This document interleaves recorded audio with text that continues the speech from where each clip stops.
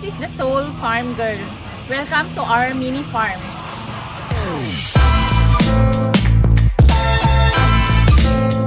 Audio Jungle.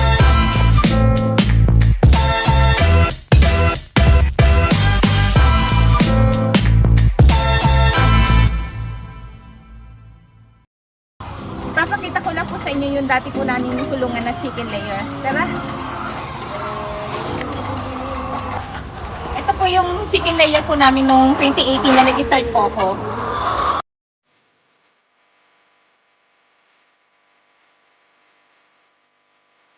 Ito po yung dating piggery na ngayon po, chicken layer na po siya.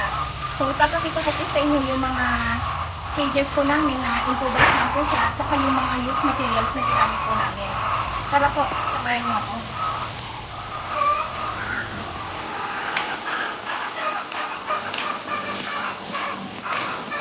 Kung makikita nyo dito, dati po siyang piggery. Ngayon po, ginawa na po namin chicken layer. So, yung mga materials na ginamit po dito, mga used materials na, ng mga bakal.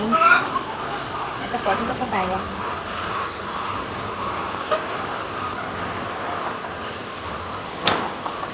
So, ito po, ni-recycle lang po namin yung mga bakal na dati pong patulungan ng baboy. At nilagyan lang po namin ng tumayan. So, panet. Pwede na po yan. Ang start lang naman po. Sa mga nag-i-start po, pwede na po yan yung mga used materials.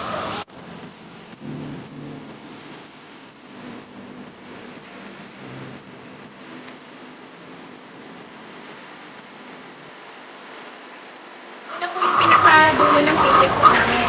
Kung makikita po ninyo dito sa kabila, ito po yung dati naming skating pen. Ito po. Ni-recycle din po namin yung mga bakal dyan. Yan. Na ngayon po, gagawin na po namin brooder house.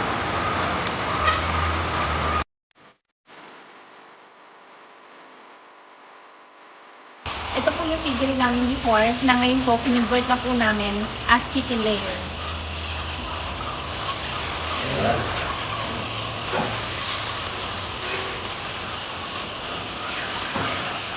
Mga ginagawa ko din. Inagis na po namin yung mga bakal. Ito po yung Halloween pen namin before, na ngayon po, i-recycle din po namin. Nagagamitin ko doon sa brooder house.